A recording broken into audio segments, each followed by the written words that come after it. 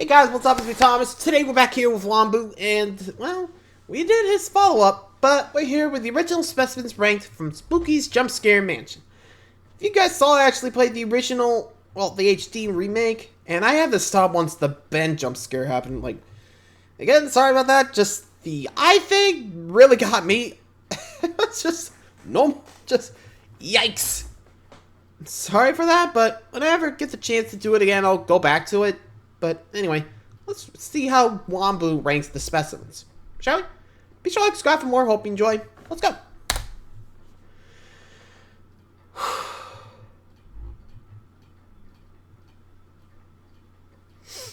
And here we go.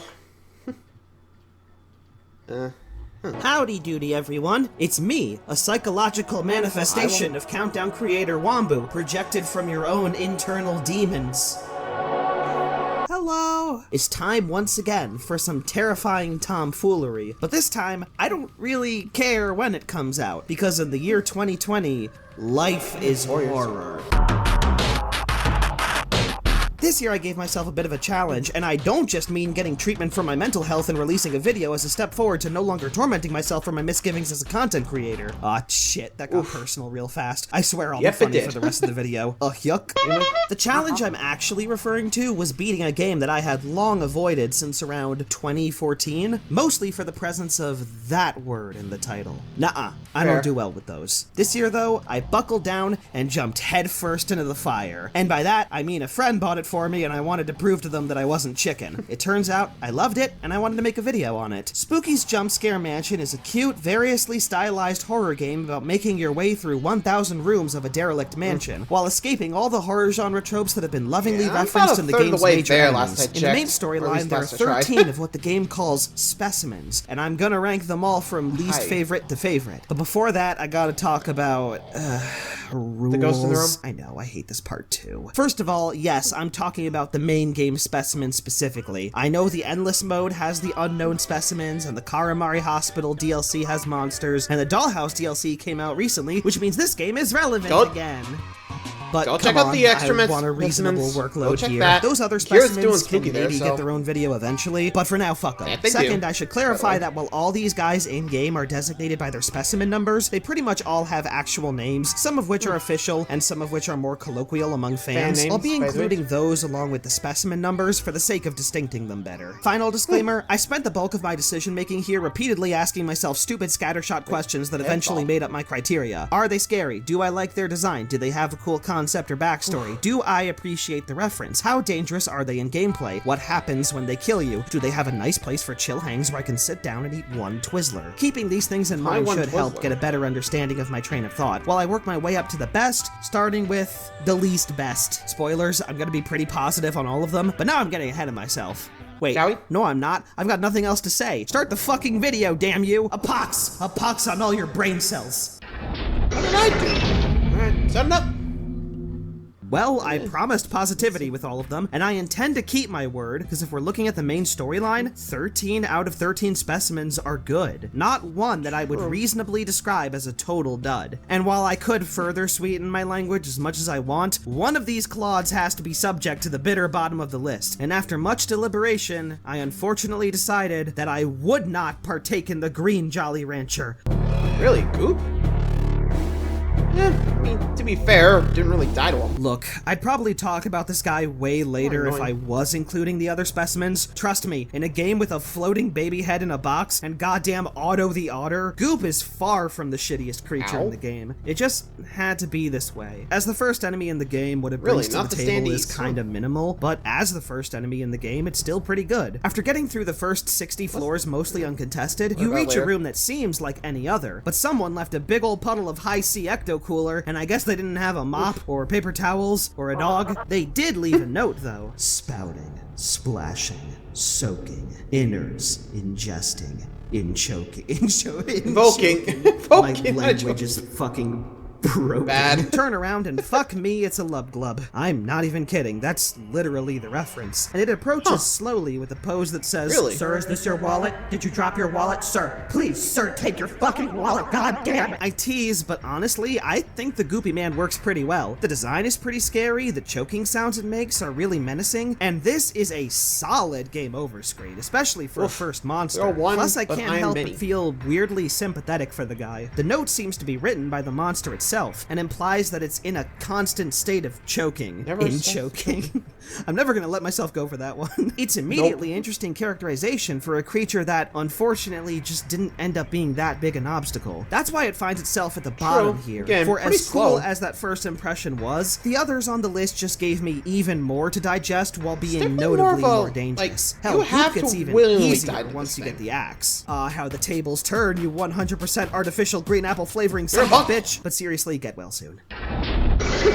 Alright, next, number 12. So speaking as another ghost, I have been known to spook every now and then, so I have a couple words of advice for our girl Spooky here, cause Lord knows I have so much experience building a 1,000 room mansion with a bunch of creatures designed to kill. To cut to the chase, it's kinda slow at the beginning. While it's not bad or anything, I think the game really gets more interesting, more experimental, and more scary around Specimens 4 or 5. Needless to say, the first leg of the game could definitely use some work. Anyway, here's Specimen 13. The Siren, huh? Yeah, she upgraded too, I think. Just when I thought we were knocking it out of the park left and right, the final specimen we meet really split the difference between, hey, you know, this is kind of alright, and wow, I saw this shit coming from a billion gigaparsecs away. To its credit, I was struck right away when I first read the notes in the area, because it made the specimen sound genuinely imposing. Apparently, it's been killing whales by eating them from the inside. Fuck. Look, I wasn't super fond of Jabu Jabu's belly either, but that's just fucking excessive, bruh. Its locale was also super creepy. It's so dark to the point of feeling kinda claustrophobic. It seems like they've made a really neat environment here. I would love to see it someday. Instead, I wandered around in the dark for several minutes until I finally found the reference. In retrospect, Amnesia was super influential on horror in the 2010s, especially in the YouTube Let's Play circle, so its homage in this game feels perfectly in place. I was excited to see what they do, but I also got a pit in my stomach, cause damn oh damn, that's a scary game. Then I reached the second part of this area. Yeah, I don't even need to see the specimen, I just know what's gonna happen already. Does the name Cairn ring any bells? Does the name Water Monster ring any bells? Okay, yeah, there it is, there it is. The Siren only chases you when you're in the water, and to avoid it, you have to go on one of the boxes. Again, you already know the drill. This is probably the one instance of the game where the reference it was going for felt just a little too on the nose. Kinda watered down, even. Oh my god, I really wrote watered down. I hate myself. Unlike in Amnesia, where it can be kinda tough to know where to go next, the Siren's chase has such a convenient trail of boxes that it becomes way too easy to get your bearings and avoid this thing altogether. And the Siren herself, well, I don't want to be too harsh because she does have a pretty cool design, but at the risk of sounding kinda condescending, I feel just a little bit over this trope. Like, you thought you were gonna smooch a pretty mermaid, but gotcha, her teeth are actually piano keys. I know, that's what sirens do, and admittedly it's not a bad concept for a creature inspired by the water monster, just didn't do much for me. Probably would have scared me much more if I was a whale. Pretty much. Next, number 11. You know, I'm really glad I played this game in 2020, because I could have played this back in the 2014 era, when the game was called Spooky's House of Jump Scares. And while maybe I would have been more surprised by FNAF references like Auto Motherfucking Otter, it would have also meant that all the specimens would be 2D images instead of the 3D models we have now. True. Some people find the 2D images scarier. I'm not even gonna pretend I understand why. They make me feel like I'm being chased by concept art. Oh, you might think you're safe now, but just wait. Soon the rest of my body will align with the Z-axis and then you'll be fucked. I bring this up now not because I'm trying to stoke any fires, but because whatever end of the argument you're on, this specimen's upgrade to 3D was everything it needed. Oh, hi, mister.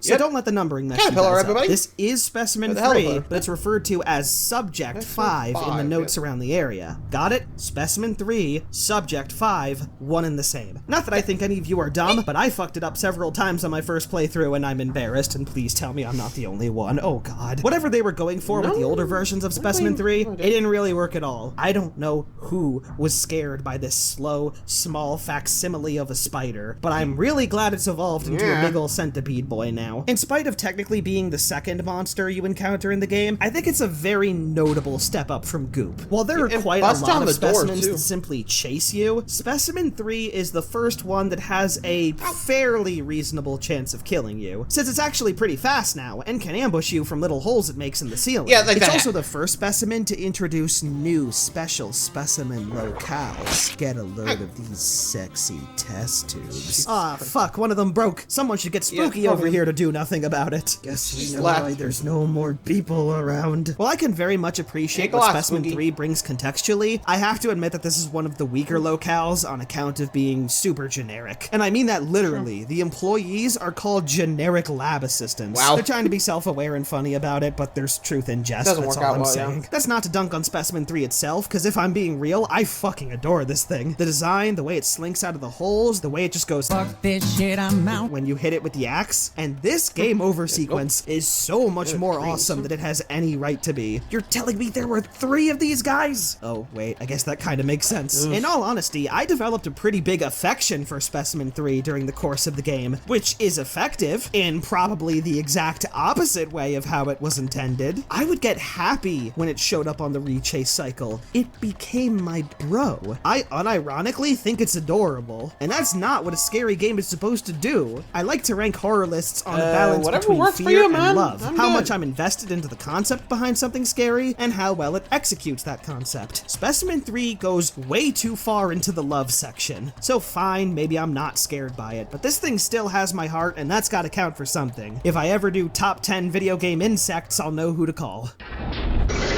To each their own, as they say, but yikes. And luckily I didn't die to those, like, first 3. I haven't gotten to Siren yet, since, remember, as Wambu said, it's near the end of the game, so I might get there, but we'll have to wait and see. Anyway, let's just keep going. Who's next? 10, please? Well, in an unfortunate turn of events, apparently there's an opposite end to that spectrum I described earlier. What? You're telling me you could be afraid of something without also loving it? Well, that sounds like Wambu might be having a normal person's experience with fear. Well, first of all, how dare you insinuate such slander? Second of all, you right. Oh, hi, Ringu. Okay. Second one they died too.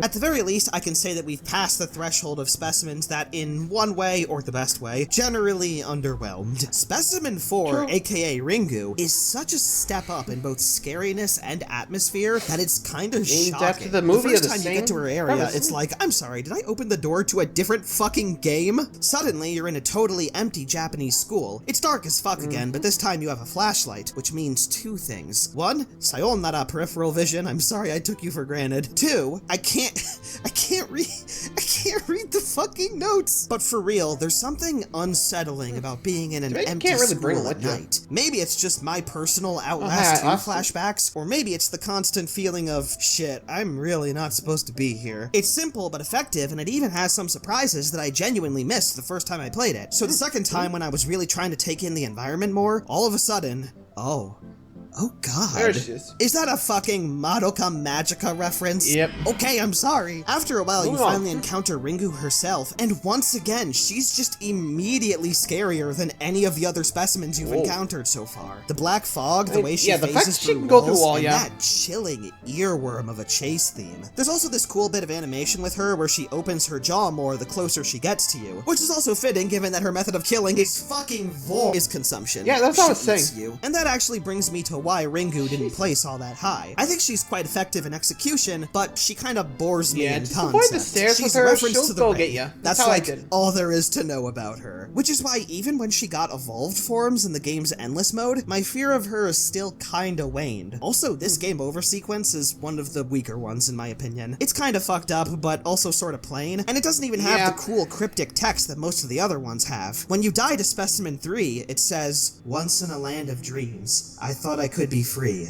but now the hunger never sleeps." Specimen 4 is basically the opposite. I'm full and now I got a food baby. Once I got over the initial shock of what Ringu had to offer, the intrigue didn't quite last. Which isn't entirely a knock against the game, really. Sometimes you just need a good, straightforward scare, and that's just what Ringu happened to be for me. So no hate, my ass got 8. For a while it was great. Hopefully you can relate. And now we move on to number 9. Come on, man, I had a good thing going there. It was a good flow, and now it's fucked up. 9? Fucking 9?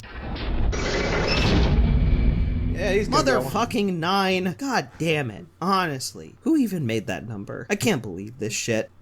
Oh, and speaking of food babies. Oh, hey guys, check it out. This place has its own Mickey D's. I'd like to order... Stop! Don't do that. Do you think I'm gonna order A, a sofa, B, an expensive haircut, or C, a demon? An actual fucking demon! Ah, I'd like one sofa, please. Ah, never mind. Service here fucking sucks. Welcome to the food demon, number 11. Look out. If any of you make a joke about the numbering here, I'm gonna fucking delete your comment. Of all the specimens in the game, the food demon was easily the hardest one to nail down a definitive ranking for. When I first entered its place, I was partially of the mind that I was going to encounter a joke specimen. It's a kind of corny, colorful, fast food place with "Taste the beef!" posters all around it, and bathrooms that aren't too messy. Oh, sick, bro. The toilet water in this place is ketchup. And it even has a fun tunnel. A fun tunnel! Don't you guys want to explore the fun tunnel? I'm good. This isn't very fun, you guys. Yeah, to my surprise, they actually play it straight, and it sorta works, provided you read the notes spread throughout the place. Specimen 11's part has one of the most interesting one-off side stories in the entire game. It's from the perspective of a former fast food employee who's hired here right as the place suspiciously starts to boom in business. While he's there, the same customers show up over and over again to order excessive amounts of food, he starts hallucinating after eating a burger, and the managers are absolutely careless and horrible to their own employees. So I guess one thing here is normal. The notes are cool though, because while they're effective as a little self-contained story, they subtly come to a head with the food demon itself, partly thanks to the hallucinations it causes, most predominantly testing environmental awareness by hiding the doors. But also its game over sequence sees the player teleport to a hallway made of red meat, and then confront the food demon himself before being barraged with oddly religious undertones. That binary code literally translates to "believe in God, but question the teachings of man." Fellas, is it satanic to fucking eat? But yeah, ultimately the food demon worked for me a lot more than I thought it would at first. The only thing I find to be kinda weak is the design of the food demon itself. It doesn't look bad, mind you. In fact, it actually looks kinda cool, but it's also a little too plain for me to be all that scared of. If there's one thing I would never take away from it though, it's easily the best food-themed specimen in the game, which admittedly isn't saying much when your only other competition is goddamn Otto Eats of the Pizza Otter. Fucking bitch ass. And that hate still continues in the last one. I'm gonna need you guys to bear with me, because I'm gonna do a bit of a thing here. Remember 2017? There was this quaint little viral indie horror game that was still in its early stages, and one particular moment from it I distinctly remember to this day. Hi. Well, well, well, if this isn't the single stupidest way a game has ever tried to spook me. I thought back then. 3 years later, I get it now. Hi. You know what? Maybe this specimen was the hardest one to place, because just about any metric I might judge the other specimens on won't apply to cardboard cutouts at all. Seriously, what am I going to talk about? Its locale? It doesn't have one. It just pops up at random anywhere that isn't a special specimen location. Its game over sequence? Alright, go on. If you're gonna do it, then do it! Kill me, damn you! It's cardboard. It can't. Yeah, Its it can't. design? It It's cute. It's super cute. Look at the adorable. Only on rare occasions does it decide to throw anything scary at your face. A lot of times it's kind of just used for utility purposes like holding notes, and I love it. It's another specimen where it dips really far into the love column and not at all into the scary one, but this time it's definitely deliberate. See, Specimen 1 basically is the jump scare part of Spooky's Jump Scare Mansion, but jump scares are kind of cheap and stupid, and the game very much knows it. Pretty much any other specimen in the game is scarier, if you don't count Otto the Otter. And yet, typically when people play this game, the creature that gets them to jump the most often is Specimen 1. Not because it's scarier, but because if things get really quiet, and then all of a sudden there's a thing with a noise,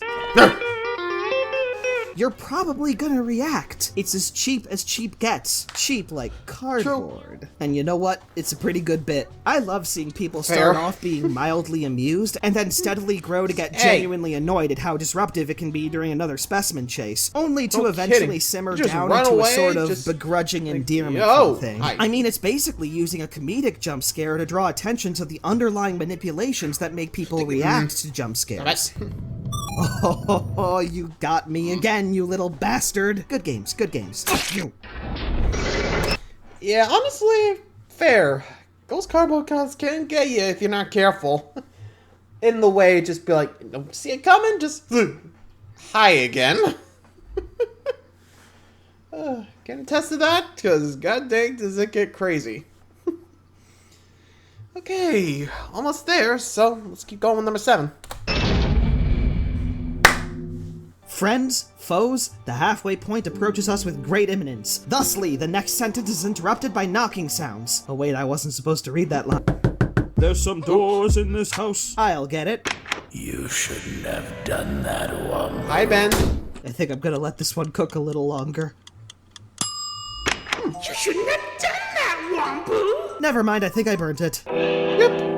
There's the merchant, the one that made me quit. Or at least, just be like, I got you on my little PogChamp. Come here.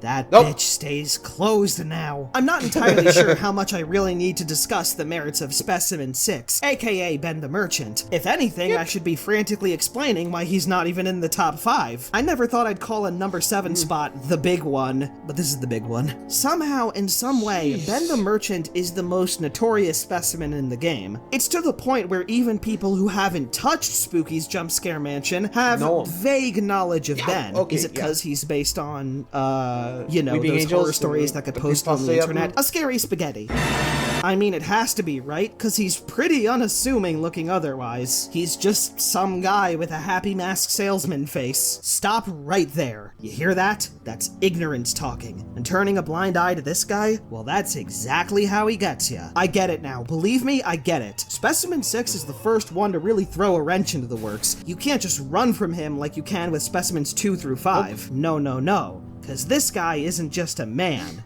he's a peanut. But like the scary peanut from SCP. Yeah, keep your eyes on this bitch or he'll poke him out. And that's not even a joke. It's like one of the most gruesome game over sequences in the game. And because he's such a departure from all the other specimens that came before him, he's usually the first one that people die to. And if your first experience with dying in the game is... then yeah, I can maybe see why this guy would leave an impression. Another thing I think he deserves credit for is his backstory, because wow, he actually has one of those things. Apparently he sold puppets and other trinkets to young kids, which I guess flexed super hard on all the other business owners in town, so they threw all his puppets in a river, causing Ben to jump in and never resurface. Ben now takes the form of a puppet himself, and kidnaps children, potentially turning them into puppets too. So in case it wasn't obvious, Ben marks the point in the list where the specimens get really good, and the only reason he's not standing with the other top picks is cause I think they maybe played the whole hand a little too quickly. Once I understood that he was doing the SCP thing, I didn't find him all that difficult to handle. Apart from that admittedly chilling chase theme. But let's be real, how was he ever gonna fool me, a guy who gets distracted by absolutely everything? Yo dog, heard you drowned, never lucky bro, sucks to suck. Oh my god, is that a completely unremarkable door? Dead. Yeah, this feels like karma. You think? Yeah. and one of the Weeping In Angel case type anyone of- was thinking of playing the game you know, themselves, this systems is the too. part where I'd very much recommend stopping the video and just experiencing the game itself on your own, because we're getting into full spoiler territory now, and if you have played the game before, you probably know what's coming next. So the only thing I gotta say now is... You've been warned. nice. Oh, Taker. Hi.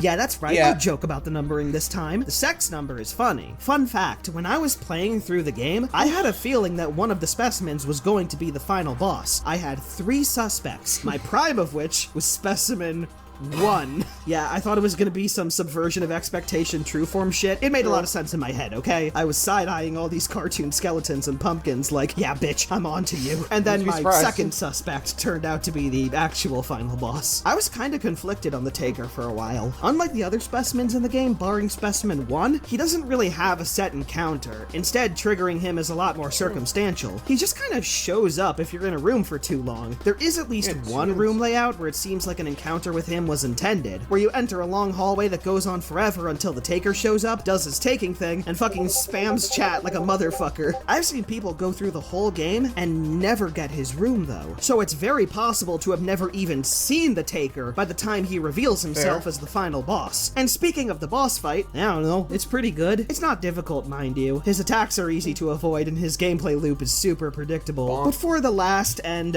only boss fight in the game, it's stylistically really cool. His attacks all look awesome, and the visual effects he puts on the screen really make everything feel more frantic. I actually don't have a lot to say about the fight. I basically just brought it up to emphasize that the fight is not the reason the Taker ranked so high. It's not about his design, or his fight, or his role in the game, or lol funny sex number. Rather, it's because of the little details I noticed on repeat playthroughs. More specifically, why is that his room number? That wasn't a particularly remarkable room in the main game, so what's the relevance of 731? Oh, right. Oh my god. They're not seriously talking about that, Unit are they? 731. They are. They Could be. 100% are. What the fuck? What has this game been about? This moment A lot, apparently. recontextualized everything, because it turns out this cute little love letter to the horror genre has low-key been about the fallout of the most horrible human experiment in history, which looking back on things Pretty much. kinda makes sense. Specimens 2, 4, 6, 10, and 13 are all implied to have been human at some point. Are all of them related to World War II as well? Honestly, I don't know. My mind could have but just we'll see. exploded over absolutely nothing. But one thing at least is fair enough. absolutely unambiguously true. The Taker is a flayed human from Unit 731 that has been trying to piece its body back together as it stalks you in secrecy throughout the entire game. That realization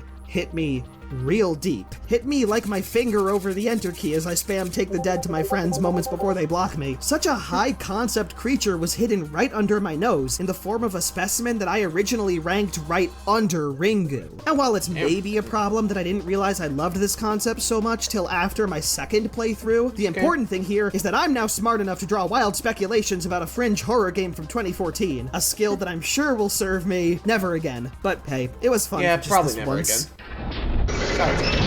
Bye-bye. For as many specimens as we've already covered, I feel like we haven't that's quite been a lot. ticked all the horror gameplay boxes. When you see something scary in a game, what do? Well, you run, and there's a shit ton of running in this game, fight, but I feel flight, like there's or normally a second part to that. You run and die horribly? I am dead. No, that's the bad way to do it. You run and what? I think it starts with an H? You run Hide. and hit it with your axe. No, that's not it. But I'm on. getting closer. I can feel it. I'm sorry, yeah. I need to what? Hide? Well, this game was made by a weeb with a Sure. Japanese pseudonym. It's probably one of those things that just got lost in translation. Careful. Never mind.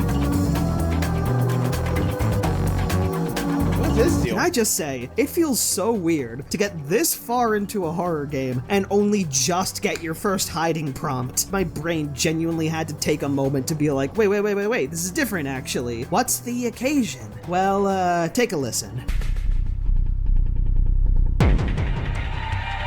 It's Scissor Man! Yeah, it's the Scissor Man. We getting Clock Tower up in this. Similar to those games, Actually, Specimen I heard 12 Clock Tower's has you actually getting a regularly remaster, hiding too. from a Not guy with surprised. an oversized blade, as you find more ways to unlock the mansion. And not like Spooky's mansion, but well, imagine a within the Boston mansion. cream donut, and the outer dough is a mansion, and the creamy filling is a totally different mansion. It's basically that. I'm actually gonna start off with the negatives because it should be pretty quick and easy to cover. This old man with the sickle, I don't like him. I don't like his design, and I'm not scared of him. There's a lot of reasons why I feel like I should be, but a lot of the time why I is he just high up? can't take him seriously. Are you in here? I'm so lonely. Where are you? I can smell you. I'm so lonely. Now begs the question, if I don't actually like Specimen 12, then why did I rank this guy in the top 5? Yeah, that's I what didn't. Oh?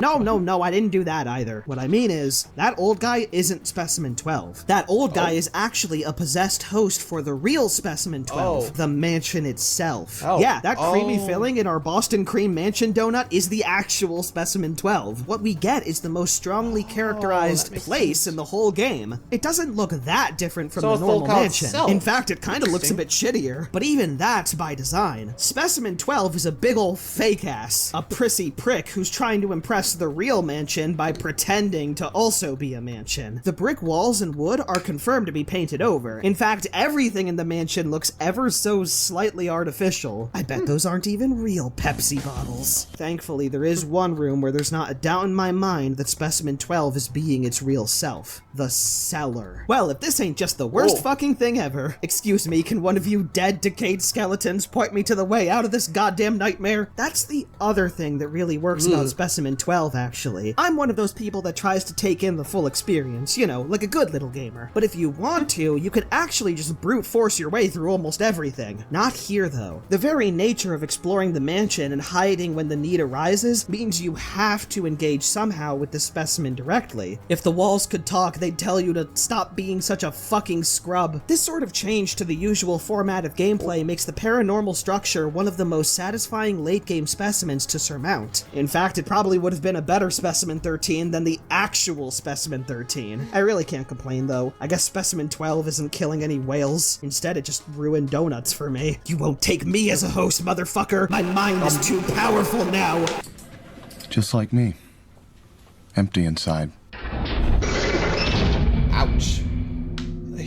If I'm being honest, I was a little nervous going into this list. The holiday of up? horror for me normally opens the door for broader scary subjects. This time, I laser focused on this one little indie game that's only recently come back into relevance, but I have a couple reasons for doing this. One, I like this game a lot and I think it deserves an even bigger audience. good, yeah. Two, this game is pretty derivative, and in this context, that's honestly a great thing. Three, I just want to talk about different shit. I really like doing horror lists, but I'd be lying if I said there haven't been more than a few franchises I've kind of defaulted to. And for once, I personally think it'd be fun to not have to talk about Resident Evil, or Hollow Knight, or fucking Undertale somehow, because that keeps showing up, or Killer 7, or Half-Life 2, or Silent Hill 2. Oh wait. Yep, here it comes. The one that got me first. Bab.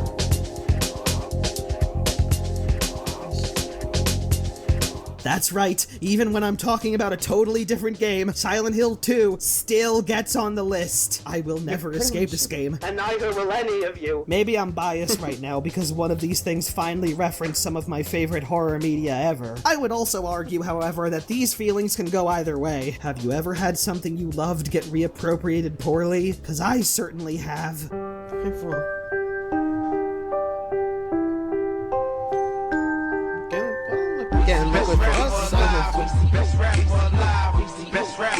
What I'm saying here is there was never going to be a middle ground with Specimen 5 for me. It was either going to be all love or me screaming angrily for 2 minutes while I pounded into the dirt. I thankfully ended up in the camp where I didn't do that. While Specimen 4 was the first one to really properly scare me, Specimen 5, or Bad, as she's called in the game's files, was the moment where I realized this game was going to do awesome things. Plus, the name Bab is adorable.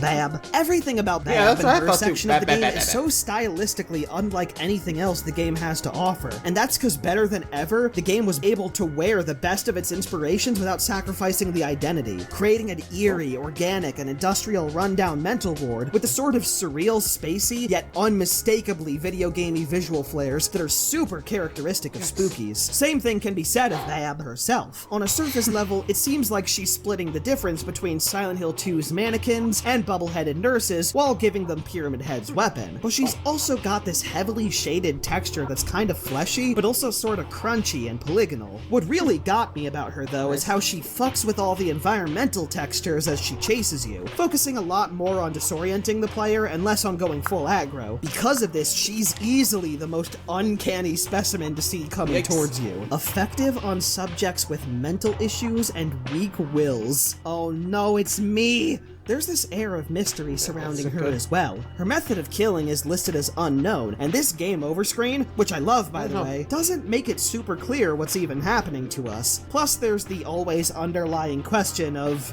well, you know the one. Hey, what are you doing? Ever heard of personal space, bitch? What's your fucking deal?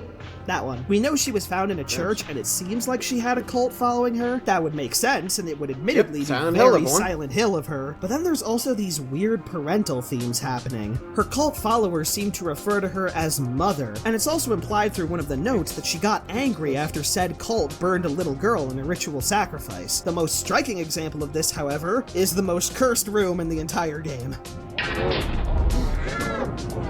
Oh. Yeah, I think we've all seen enough here. Unlike with Taker, I don't really know if there's clear enough indicators to extrapolate any larger meaning, and honestly, I'm not sure I want to anymore. So I can just take this specimen for what it gives me on the surface. An awesome thing that I can point to while glowering at all the other horror references and go, this is how it's done. Lovingly faithful while being scary in its own way, and such a good promise for everything that would come after it. Plus she's named Bab. Gotta love the bloom. Bap, bap, bap. Well, file 3. So far, a lot of great ones. I think that's all the ones I've counted so far. So, coming up are ones that I haven't counted yet. So, shall we? You made it this far. That's great. Thanks. Dear Lord. It's the Dear Lord. Thank you. You've been a terrific You've been here all day. I'll be here all week. Great. God, if there was one specimen in this game that was such a head-destroyingly wasted opportunity from a design standpoint, it was definitely Specimen 8. I don't get it, man. I just don't get it. Give the player an axe. Okay, that's a good start. Thanks. Surround them with minor enemies that'll attack them. Okay, cool. I see where this is going. No, don't use the axe too much or you'll get the bad ending. What? Really? Also, the specimen chase is just Ringu again, but, this guy is slower. For what reason would you do something like this? Well, Wombo, you seem to be angry about this guy, but he's also in your top 3. I know, right? What is anything? I guess if you happen to have a lot of misgivings from a gameplay standpoint, just be fucking fantastic in every other regard, Forehead. It's just that easy. I could complain as much as I want, but I'd be remiss to not mention how generally cool the Dear Lord's whole part of the game is. Oh my god, this must be that outside I keep hearing so much about. Oh, and they even got wildlife in here? Fucking A. How do you think they keep them fed? Oh, they're cannibalistic there! They eat people. It's kind of a surreal experience being in an outdoorsy location and having to worry about something other than the specimen itself. But speaking of the specimen itself, taking inspiration from creatures of Native American folklore, in particular the Wendigo, the Dear Lord has probably the coolest and most imposing design of any specimen. This tall, ghostly forest deity with sharp teeth and beaming eyes. It even opens up its cloak as it draws closer to you to reveal its skeletal body and the screaming faces of those it's already assimilated. And even before you could fully process any of that, it straight up talks to you. Your submission is inevitable. Why do you run, child? Why do I run? Gee, I Because no one fucking can eat. wonder. Thank you very much. Going to feed you to my children, little one. Wait, where are you going? Did you not want to be made into deer food? I don't get it. You know, Nope, I'm good. Thank you. Bye-bye. Really isn't even that bad. It's honestly more fun than Buzz it off. sounds. No, wait, please stop running. And if he does happen to kill you, which he probably won't, but if he does, then we're met with want quite to? possibly the best game over sequence in the game. Like with the food demon, we're given a brief moment of gameplay before meeting face to face with the specimen itself, but the atmosphere here is way more intense. It's just a straight forest trail with a blood-red sky before succumbing to the Deer Lord's assimilation. No, it doesn't have the same shock value as Ben the Merchant stabbing your eyeball. But it's the kind of ambient horror that I personally appreciate so much more. Deer Lord really does stand top of the class in so many regards. Best design, best game over sequence, great locale, great build-up, great chase theme. Really the only thing that kept it from steamrolling to #1 were the lame gameplay elements I mentioned earlier. Personally, if I were designing this, I would have the violent deer show up during the chase while removing the penalty for killing them. Even if you don't like that idea, I think it would have given Deer Lord something distinct for its rechase. I did say I was a Silent Hill 2 fan, so for the most part I can forgive not so amazing gameplay. It just means Deer Lord has to settle for being one of the best instead of being easily the best. Enjoy top 3, sucker, whose submission is inevitable now. Fair enough. Fair. Next up, number 2. We're almost done. We've gone on a long journey together, but here we are finally, at the scariest number to grace any worst to best ranking, number 2. Maybe to those unaware of this game, a bit of suspense will still linger, but for those keeping track, any speculation will come to a head at this very moment. The second best specimen in the game is... Wait, who is it? I didn't even write a proper opening to this one. I gotta check again. Number 2 is Shitty Eel Bitch. Oh, this guy. What the fuck am I even looking at? This can't seriously be my number 2. This thing is goddamn pathetic. Maybe I would like it if it fucking died. Oh, well thank you for that. Just one thing though. There's the fucking parasite. excuse me? There it is, the one you can't run from, otherwise, well, move fast.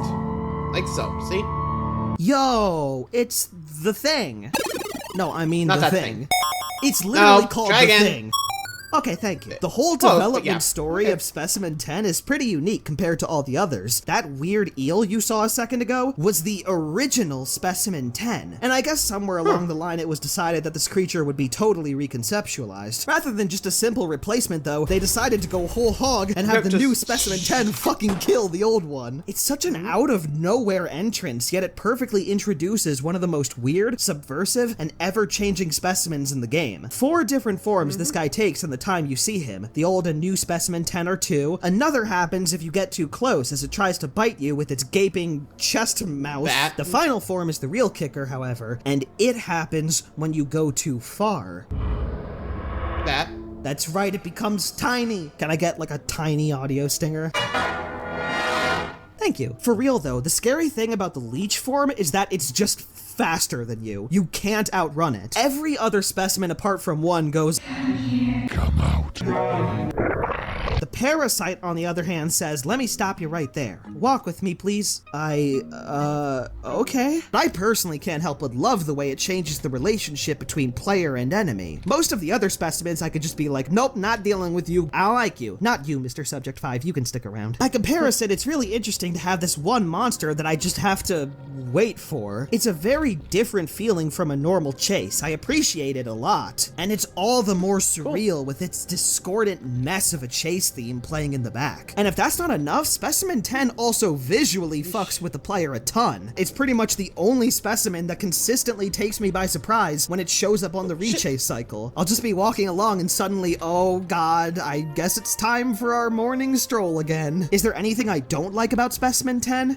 Not really. I mean, I guess its game over screen could be better, but I actually love what they do with the binary this time. The actually readable text is all about sacrificing your will and feeding into nothing but animalistic instincts. The binary code, however, says the exact opposite. You are more than just an animal. Use the soul you've been given and be responsible for your actions. It's like the last gasp of your humanity trying to fight off the infection before inevitably succumbing. It's really cool. Okay, well, what about the locale? Well, I did find it kinda unremarkable at first, since a similar idea was done earlier in the game with Specimen 3. In fact, this is literally supposed to be the older version of that lab. Then I read a note that implied the specimen was hiding in the vents. Then we had to go into the vents.